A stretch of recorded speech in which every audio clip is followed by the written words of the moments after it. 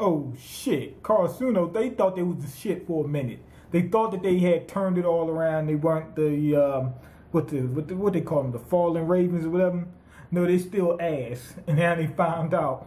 Fucking Seijo put them on their backs. Now they know that they're ass after they bellied up. Anyway, Kageyama, keep getting ready to say Kagami. Kageyama, he fused with Sugar. They did the whole fusion dance and every fucking thing.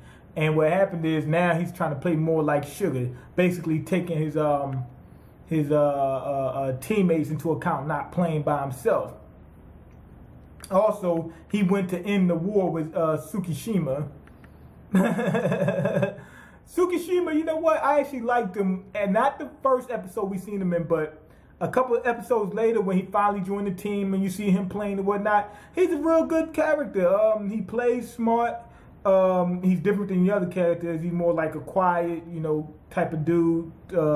He's a good blocker. You know what I'm saying? So it's a lot of likable things about him. But he shines even more in these episodes. Now, what happened was, Kageyama, they found out he's really playing by himself, because when he sets people up, he always does it the way he sees fit. He asks Tsukishima, he says, well, how do you want your sets? And he says, put that bitch in front of me, I'll handle it. He said, that's all I need, just put the bitch in front of me, right? And the coach explained, when Kageyama tosses it, he always puts it where he thinks is best. So he might think it's best to aim towards, towards the left. So he's gonna shoot it way up over you. So you have to hit it that way. And Tsukishima says, he said, I got this, motherfucker. He said, everybody got their own style. He said, I know what the fuck I'm doing. He said, I'm watching the other team. I know what I need to do. I'm out there too. He said, give me the fucking ball and I'll make a decision. He said, instead of you keep trying to pick for me. And he makes a lot of sense. He's playing on the team. He knows what the fuck is going on. He's going to hit a couple corners. He's going to see what's popping. Anyway, what he started doing is he does feints. And then when he sees the team starts getting a little too cautious and they come in, then he spikes the shit. He's not a power player. But Kageyama wants him to keep going for power. And that's not his play style. And his play style worked. Now, did he always score a point on the feint? No. But he messed up the defense. Had them keep running up front. Kept displacing them. And sometimes he did score with the feint. So that's how he likes to play. He said, let me play my way. Everybody got their own way. The only person on the team that Kageyama doesn't have to talk to is Hinata. Why? Because Kageyama plays, the way Hinata plays is the same style as Kageyama. It's compatible with his style. He can hit the ball where he wants to because he knows Hinata is going to, is fast enough where that speed, the sharpness of it is good for his style of play, for Hinata's style of play. So he doesn't have to worry about him. He's got to worry about everybody else, like Asashi. He says, hit that motherfucker up high. He said, I like getting up high. He said, I smoke a lot of weed. I like being high. You got to toss that ball high. I like being high. I smoke a lot of weed high. I need it high. That type of deal. So you got to work with your players. Anyway, they start coming back playing, because they start playing well and started using a lot of teamwork. Anyway, Seijo, they start having to come back. They're using all high-level maneuvers. One time the ball went over the damn net. Fucking the Great King, he jumps back and gets the ball from over the net, tosses it. He's like, no, he said, no, you don't have that. He said, you're not going to get that. Because when it comes back over like that, it's easy for you to, to set it up for your setter. Because the ball's not moving at a lot of speed or whatever. They didn't spike it. It's not hitting that floor. So he tossed it back over the hoop. Over the rim, over the hoop, over the net.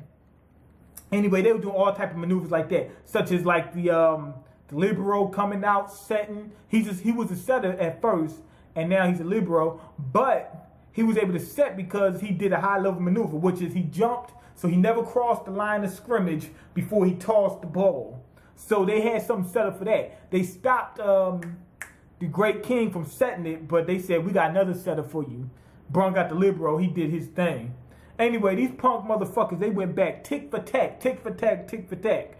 Now, what I thought was going to happen was they brought out float server, what's his name, Yamaguchi, and he tried to do the float serve, and he almost got it. If it went over that net, it would have been a wrap. But he wasn't good enough. But it did turn the momentum of the game around. But what I thought was going to happen, once Seijo started fucking Karasuno up, which they did, I thought they were going to bring him out and in a pinch he would get it. But it didn't happen, so this anime is not as predictable as you would think. Not only that, they did lose. I didn't think they were going to lose. I thought they might lose in the next bout or game.